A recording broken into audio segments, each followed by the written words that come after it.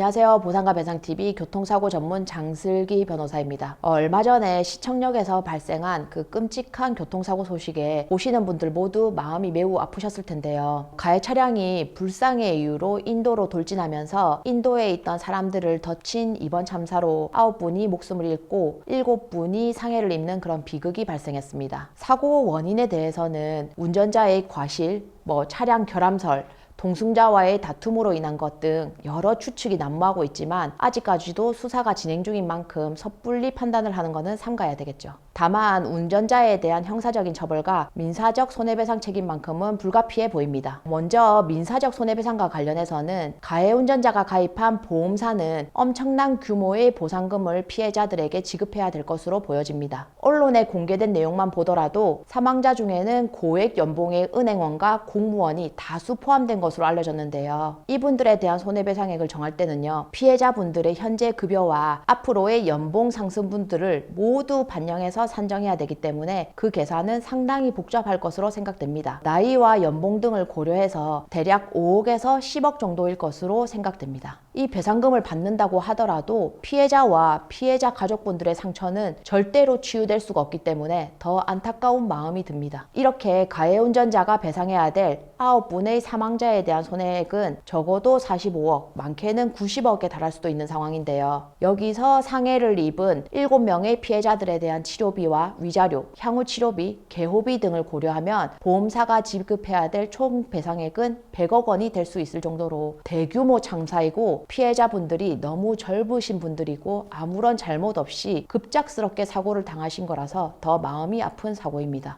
특히 부상자분들 중에 뇌손상이나 척수손상 등으로 평생 개호가 필요한 분이 계시다면 그에 따른 개호비용 배상액도 상당할 것인데요. 사고 피해자 개개인의 상황에 따라서 배상액은 더욱 커질 수밖에 없어 보입니다. 한편 이 사고 운전자의 형사적 처벌 수위도 만만치 않을 것으로 생각되는데요. 16명의 사상자를 낸 중대 사고인 만큼 운전자가 실형을 피하려면 피해자 전원 그리고 사망한 피해자분들의 유가족들 전부와 형사합의를 해야 될 텐데요. 만약 가해 운전자가 비교적 최근에 운전자 보험에 가입해서 형사합의 지원 특약이 있고 그게 1인당 최대 2억 원까지 합의금이 지급된다고 하더라도 이 피해 규모와 피해자들의 고통을 감안할 때 피해자와 피해자 유가족 전원이 모두 가해 운전자를 용서하고 형사합의를 한다는 것은 결코 쉽지 않아 보입니다. 그렇다면 운전자가 구속을 피하기는 어려울 것으로 예상되네요. 아울러 민사소송으로 진행될 가능성도 굉장히 높아 보입니다. 사망자 중에 고소득 전문직 종사자들이 상당수 포함된 만큼 피해자들의 피해에 상응하는 보상 때문에 소송이 시작되면 운전자의 과실, 그리고 차량 결함 가능성, 손해액 산정 기준 등을 놓고 보험사와 차량 제조사, 그리고 유족들 간의 치열한 법정 공방이 예상되는데요. 운전자가 계속해서 급발진을 주장한다면 이런 부분을 다투는 중에 본의 아니게 피해자들이 2중, 3중의 고통을 떠안게 될 수도 있습니다. 피해자들에게 신속하고 합리적인 보상이 이루어질 수 있도록 관련 기관과 보험사의 적극적인 협조가 절실해 보입니다.